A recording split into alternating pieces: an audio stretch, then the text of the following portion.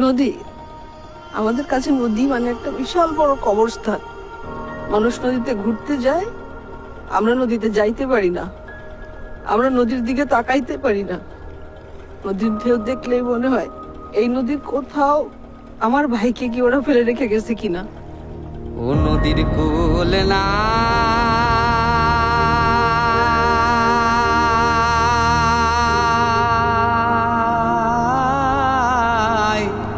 কিনার নাই রে,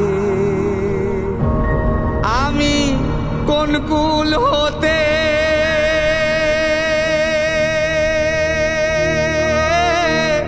কোন কুলে যাব, কারে সুধাই। অনেকবার আসছি, অনেক মাঝিকে ধরে ধরে জিজ্ঞেস করতাম নৌকা নিয়ে আসে যদি পুরাতন হয়।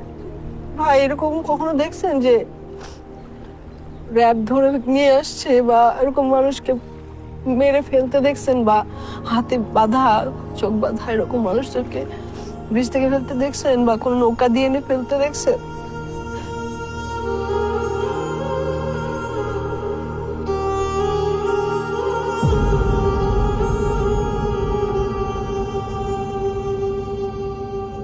আমার বাবা 2013 সালে 2 ডিসেম্বর শেষবার যখন বাসায় এসেছিল, আমার বাবা আমার বাসায় এসে মানে সবাইকে দেখতে যাচ্ছিল, সবার সাথে দেখা সাক্ষাৎ করেছিল এবং আমাকে কোলে নিয়ে জড়িয়ে ধরে রেখেছিল। আমি মনে করি যে আমার বাবা যদি এবার ফেরত আসে, ফিরে আসে, আমি আসলে আমার বাবাকে ওভাবে মানে জড়িয়ে ধরে থাকবো, যাতে শেখ হাসিনার মতন কোনো ফ্যাসিস্ট সরকার কেন, মানে পৃথিবীর মানে কোনো শক্তি যাতে হচ্ছে গিয়ে মানে বাবাকে নিয়ে যেতে না পারে, বাবাকে গুম করে ফেলতে না পারে আমাদের সামনে থেকে।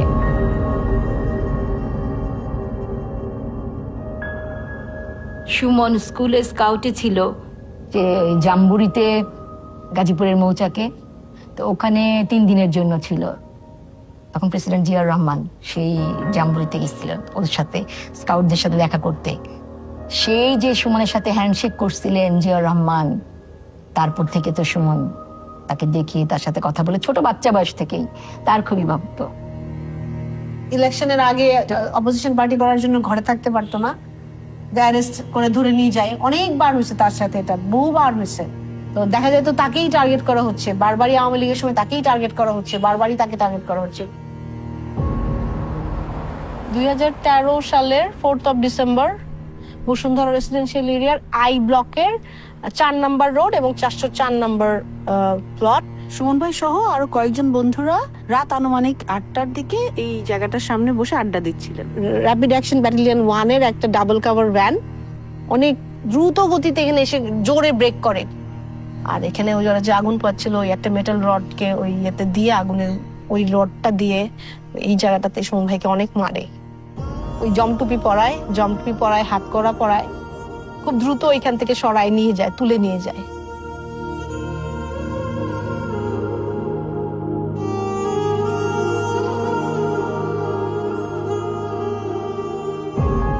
In her second term as Prime Minister, security forces were locking up opposition figures without trial. Among them, a popular official with the Bangladesh Nationalist Party, Sajidul Islam Sumon. In December 2013, eyewitnesses say he and 5 friends were taken by authorities and never seen again.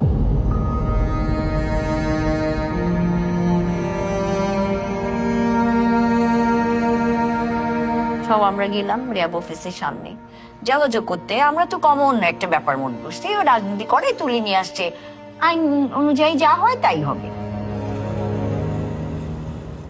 আমরা সারা রাত ওখানে দাঁড়ায় রয়েছি, ওই র্যাবের অফিসের সামনে দাঁড়ায় রয়েছি, কোনো গাড়ি আসে কিনা, ওদের নিয়ে যায় কিনা, এরকম দেখার জন্য দাঁড়াই আছি গেটের মধ্যে। এমন কোনো আলামত দেখতে, আর ওরা তো অস্বীকার করেই যাচ্ছে, না না না না, এরকম কোনো অপারেশন এখানে হয় না, এমন কোনো লোক এখানে আসে নাই, এমন কোন লোক আমরা নিয়ে আসি নাই। জিয়াউল হাসান সাহেব বলছে যে এরকম অনেক র্যাবের পোশাক পাওয়া যায়, কিনতে পাওয়া যায়, এরকম বহুত মানুষ কিডন্যাপ হয়েছে, এরকম আছে। এটা আমাদের মানে র্যাব কিছু করে নাই, আমাদের প্রশাসন থেকে কিছু হয় না, এটা কেউ কিডন্যাপ করে নিয়ে গেছে। তা গো মা, মনে আছে তোমার?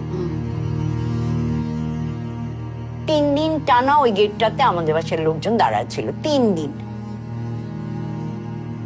জীবনে তো আসলে ভাই এরকম কিছু দেখি না, এরকম করে মানুষ মানুষের সঙ্গে ব্যবহার করতে পারে। আমার মা, আমার জন্য খারাপ লাগে, আমার মায়ের জন্য আমার খুব খারাপ লাগতো তখন।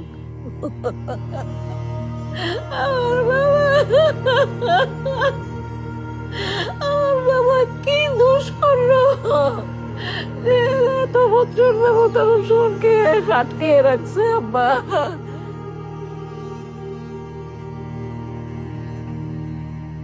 আম্মা এটা ভয় পাইতেন যে উনি যদি, আমরা যদি বলি প্রথমের দিকে যে সাংবাদিক বলি এত আমার ছেলে কোনো ক্ষতি হয় কিনা ভিতরে, আমরা আশা করতাম হয়তো ইলেকশনের পরে ছেড়ে দিবে, পরে ইলেকশনের পরেও যখন ছাড়ে না তখন মনে হয় যে এটা বিশাল বড় একটা সরকারের প্ল্যান।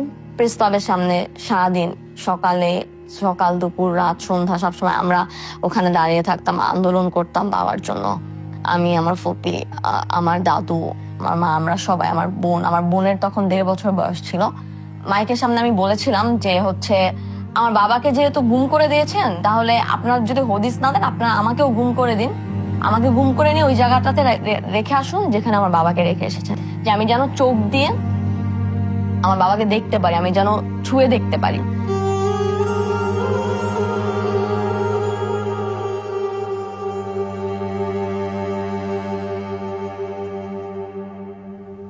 র্যাব 1-এর তখনকার সিও কিসমত হায়াত একটা ফোন নাম্বার দিল, তো আমরা কিছু করতে পারবো না, এরা করতে পারবে। ওই ফোন নাম্বারটা ছিল জিয়াউল হাসানের অফিসের ফোন নাম্বার। আমরা দরখাস্ত করি, জিয়াউল হাসানের কাছে যাই, কিসমত হায়াতের কাছে যাই, বারবার স্বরাষ্ট্রমন্ত্রীর কাছে যাই, মানে যতটা দরজা আছে যাই। আমাদের নিরাপত্তা বাহিনী কিংবা আমাদের কোনো গুমের সঙ্গে তারা সংশ্লিষ্ট নয়। যেখানেই গুম হচ্ছে সেখানেই আমরা কিছুদিন পরেই তাকে পাচ্ছি। হয়তো সে নানা কারণে আত্মগোপন করে থাকে, সেইগুলোকে গুম বলে চালিয়ে যায়। আসাদুজ্জামান খান কামাল স্বরাষ্ট্রমন্ত্রী সুমনকে নিয়ে যাওয়ার পরে একবার জুম্মায় আমাদের মসজিদে আসছিলেন। সেখানে উনি বললেন, সুমন অনেক ভালো ছেলে ছিল, কোথায় যে হারায় গেল, ছেলেটার জন্য খারাপ লাগে, আপনারা সবাই ওর জন্য দোয়া করবেন, যেখানে আছে ও যেন ভালো থাকে। স্বরাষ্ট্রমন্ত্রী এই সমস্ত তামসার মধ্যে আওয়ামী লীগের এক নেতা আমাদের প্রপোজাল দিল 1 কোটি টাকার বিনিময়ে তারা সুমনকে ছেড়ে দিবে। ঠিক আছে, কোনো সমস্যা নাই, 1 কোটি টাকাই দিব। তখন তারা বলল 50 লাখ টাকা অ্যাডভান্স দেন, সুমনকে পেয়ে বাকি টাকাটা আমাদের দিয়ে। সবাই মিলে টেলে বললো নো, 1 কোটি এক হাতে, 1 কোটি এক হাতে সুমন, এমন যদি হয় তাহলে ঠিক আছে। তো ওনাকে যখন বললাম, তখন তাকে যখন আমরা এই কথাটা বললাম, সে আর রাজি হলো না। প্রথম 4 বছর টানা আমরা কিসমত হায়াতের কাছে যাই, দিনের পর দিন বসে থাকি।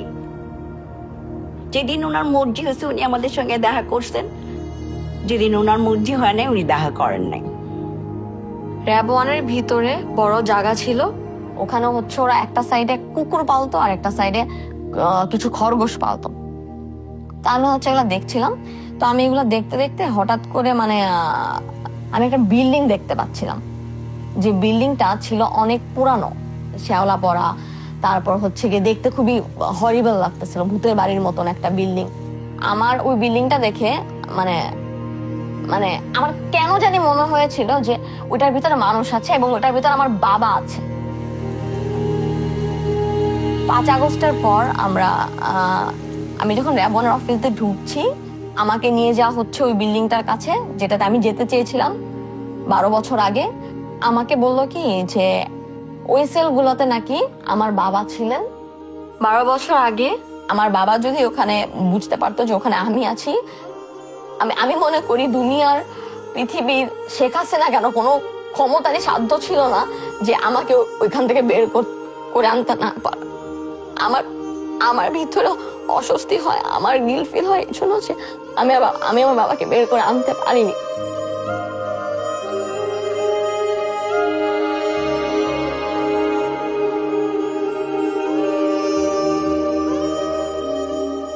দিন পার হয়ে যায়, 20 দিন, 21 দিন, 30 দিন, ডিসেম্বর পার হয়ে যায়, জানুয়ারি পার হয়ে যায়, পাওয়া যায় না। তখন পরিবারের লোকরা শব্দ হইতে শুরু করছে, আম্মার কথা আর তখন শুনতেছে না কেউ।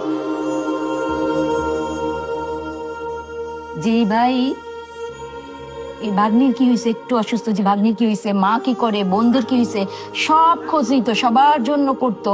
সেই ভাইয়ের জন্য তো আসলে আমরা কিছুই করতে পারলাম না এই পর্যন্ত। সেই গ্লানি নিয়ে কিভাবে মারা যাব, কিভাবে ভাইকে কিছু না করে, ভাইয়ের জন্য কিছু না করে, একটা জবাব না নিয়ে কিভাবে মরবো। দেশের মধ্যে আমরা কোনো বিচার পাচ্ছিলাম না, বিচার বিভাগ থেকে না, প্রশাসন থেকে না, কোনো ইনভেস্টিগেশন হচ্ছে না। তখন আমাদের আরেকটা মাত্র উপায় ছিল, যেটা হচ্ছে ইন্টারন্যাশনাল কমিউনিকেশন করা, অর্গানাইজেশনদের সাথে কাজ করা। সেখানে human rights watch, amnesty international, UN working group for enforce or involuntary disappearance, এরা ইউএন থেকে ওই যখন এই সরকারের কাছে, হাসিনার সরকারের কাছে জানতে চাওয়া হয়, এরকম অভিযোগ অনেকে অনেক কিছু দেয়, কিন্তু তার কোনো প্রমাণ দিতে পারেনি, কোনো নাম দিতে পারে না, কোনো কিছুই দিতে পারে না। এবং অনেক সময় দেখা যায় বলা হচ্ছে অমুক লোক নাই, কিন্তু তাকে খুঁজে পাওয়া যাচ্ছে, সে ঠিকই জীবিত আছে। আবার কেউ অনেক সময় নিজেরাই পালায়, অনেক সময় ধার কর্য করে নিজেরা লুকিয়ে ফেলে, সে ধরনের ঘটনা আছে। এইরকম তামসা বা ইয়ের মধ্যে দিয়ে আমাদেরকে 12 বছরের বেশি সময় পার করতে হয়েছে। মানে সকাল থেকে ঘুমের থেকে ওঠার পরে আমার মায়ের মনে হয় নাস্তা খাওয়ার পরে অফিস যায় না মানুষ, ঠিক অফিস যাওয়ার মতো। এখন আমি ওখানে গিয়ে বসলে মনে হইতো আমার মায়ের একটা শান্তির জায়গা। বাবা, আমার বাবারে দেখাই দাও তোমরা, বা দেখাই দাও।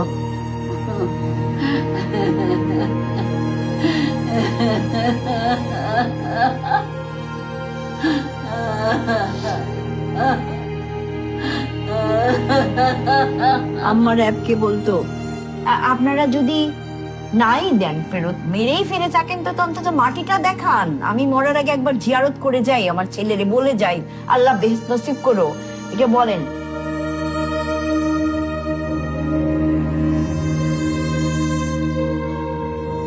যখন আমরা আওয়াজটা রাখতাম জানি, তখন আমাদেরকে এই হ্যারাসমেন্ট বা এই ভয়গুলো আরো সার্ভাইলেন্স বাইরে গেল, যে এরা কেন চুপ করে না। ওই সময় আওয়ামী লীগের সময় মানে এতই করুণ আমাদের জীবনটা ছিল, বাইরে গেটে দাঁড়াইলেই বুঝতাম মানে গাটা কেমন করতো, মনটা খারাপ থাকতো, কেউ না কেউ তাকায় আছে, বুঝাই যাচ্ছে যে প্রশাসনের মানুষ।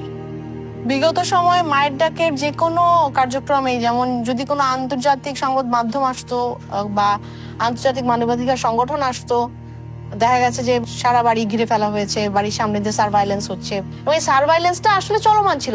যারাই আসতো বা আমরা যদি কোনো কার্যক্রম করতাম, দেখা যেত যে সবসময় এরকম আমাদের খুব চরম মাত্রাতিরিক্ত এই সার্ভাইলেন্সের মধ্যে থাকতে হতো। এমনকি 5ই আগস্টের পরে ফ্যাসিস্ট রেজিমের শেখ হাসিনা পালিয়ে যাওয়ার পরেও কিন্তু পুলিশের তেজগাঁ থানার একটা টিম এসে আমাদের বাড়িতে অ্যারেস্ট ওয়ারেন্ট নিয়ে আসে, এবং পুলিশ খোঁজাখুঁজি শুরু করে। যখন ঢুকি খোঁজাখুঁজি শুরু করে, আমরা জিজ্ঞেস কাকে খুঁজছেন, বললো যে অ্যারেস্ট ওয়ারেন্ট আছে সাজিদুল ইসলাম সুমনের নামে। তো আমার যেই ভাই আসলে গুম 13 বছর ধরে, তাকে অ্যারেস্ট ওয়ারেন্ট নিয়ে খুঁজতে আসে। সার্ভেলেন্সের মাত্রাটা এতটাই চরমে উঠে গেছে আসলে। এবং আমরা যখন জিজ্ঞেস করি যে 13 বছর ধরে সাজিদুল ইসলাম সুমন আমার যে ভাই গুম, সেটা তো দেশের সব মানুষ জানে, তো আপনারা জানেন না? তারা খুব রূঢ় ভাবে আমাদেরকে রিপ্লাই করে যে আমরা কেন জানবো, আমার ভাই, বড় ভাই, উনি বাইরে গেলে আতঙ্কে থাকতে হইতো কখন তাকে তুলে নিয়ে যাচ্ছে। পুলিশ এসে একদিন শ্যামল ভাইকে তুলে নিয়ে যায়। আম্মা ওসি সাহেবের কাছে গেল, ওসি সাহেবকে জিজ্ঞেস করলো আমার এই ছেলেটাকে কেন তুলে আনছেন, ও তো মসজিদ আর মাদ্রাসা ছাড়া কোথাও যায় না, ও কোনো বন্ধু বান্ধবের কাছেও যায় না। তো ওসি সাহেব নির্দ্বিধায় আম্মাকে উত্তর দিলেন যে ও তো সুমনের ভাই, এই জন্য তুলে এনেছি, এবং আনার জন্য আমার মাকে অনেক টাকাও গুনতে হয়েছে ওই দিন। এই ঘটনা ঠিক আবার মনে হয় 1 বছর পরে বা আবার শ্যামলকে তুলে নিয়ে গেছে। এত কিছুর পরে আমরা সবসময় চেষ্টা করছি আমাদের আওয়াজটা জারি রাখতে। আমি যদি চুপ করে যাই, ওইখানে আমার ভাইকে ওরা বন্ধ করে দিবে।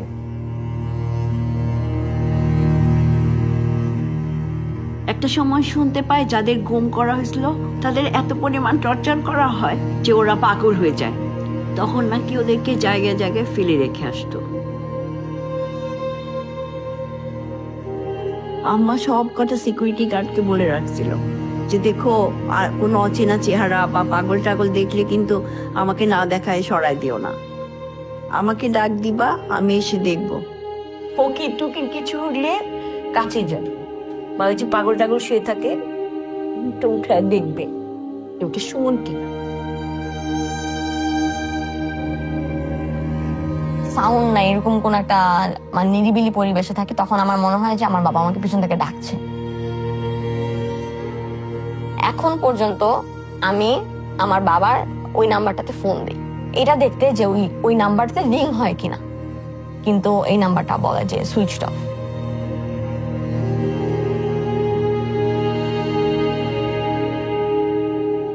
আমাদের সুমনের ঈদের দিন শুরু হইতো, সকালবেলা ঈদের নামাজ পড়তো, নামাজ পড়ে আম্মাকে এক গোছা রজনীগন্ধা ফুল দিত, ওই ফুলটা দিয়ে ওর ঈদের দিনটা শুরু হইতো। তো এমনি মনে রাখো কেমনে বাবা তুমি এত ফুল ভালানো? হ্যাঁ বাবা, এত কিছু কেমনে মনে রাখো বাবা তুমি? তুই হাসতো। সুমন গুম হওয়ার পর প্রথম ঈদটা কাটছে শহীদ মিনারে। মানে এতই অস্থির, এতই খারাপ লাগতেছিল যে বার করতে পারতেছিলাম না কিভাবে আমি এটা কাটাবো, কিভাবে আমি মানে এই শোকটা আমি কিভাবে নিব, মাথায় আসতেছিল না কি করব। সুমনের একটা ছবি নিয়ে চুপচাপ শহীদ মিনারে বসে রয়েছি, আবার রাত যখন একদম গভীর হয়েছে পাশে চলে এসেছি। কই সুমন, আমাদের সুমন কই? আমরা যে ভাই বোনরা, আমার মা যে ক্ষয় হয়ে যাচ্ছে, আমরা ভাই বোনরা যে আর শক্তি ধরে রাখতে পারি না ভাই, খুঁজতে খুঁজতে এখনো এই সরকারের সময় এখনো কেন ভাইটাকে দেখতে পাই না? এখনো কেন এমন দিন আসে না আমাদের যে হাসি দিয়ে বলবো সুমন দাঁড়াইছিস, সুমন আসছিস? কেন হয় না ভাই?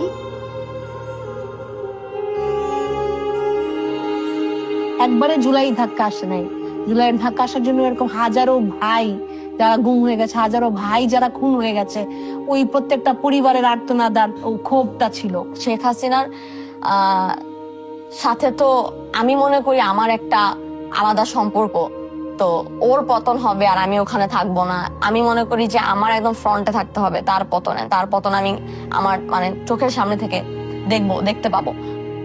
আমি আমার পরিবারের এগেনস্টে যে আমি আন্দোলনে যোগ দিয়েছি, আমার পরিবার আমাকে না করেছিল, কারণ আমার বাবাকে র্যাব এসে তুলে নিয়ে গিয়েছিল। আমি যদি আন্দোলনে যাই, আমার নামটা যদি এখানে ছড়িয়ে ছিটিয়ে যায়, তাহলে জানতে পারবে যৌমুকের মেয়ে, সাইদুল ইসলাম সুমনের মেয়ে, বিএনপি নেতা, এরকম এই ধরনের একটা কথা উঠবে, তারপরে সেটা হয়তো আমার ফ্যামিলির উপরে হামলা করতে পারে। আমি বিশ্বাস করতাম, আমি কনফার্ম ছিলাম যে হয়তো উনি নেমে গেলেই আমরা আমার বাবাকে পেয়ে যাব।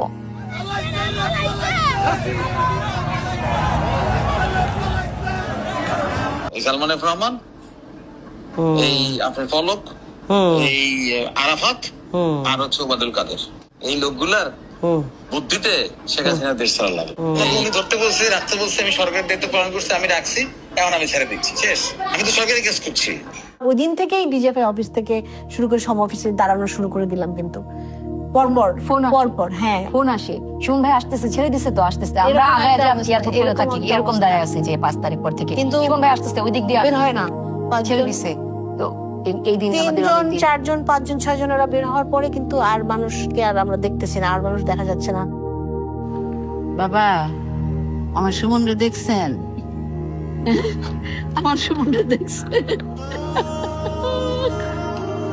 আমার সুমনরে এনে দিবেন নি বাবা? আপনারা আমার সুমনরে এনে দিবেন নি আব্বা?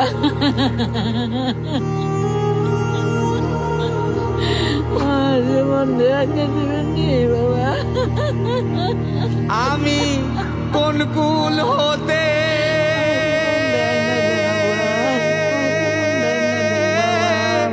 কোন কুলে যাব, কাহারে আমার বাবা কেন দেন?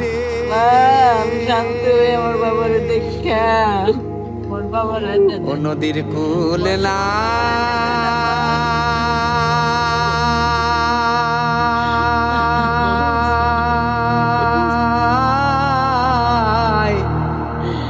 কিনার নাই রে।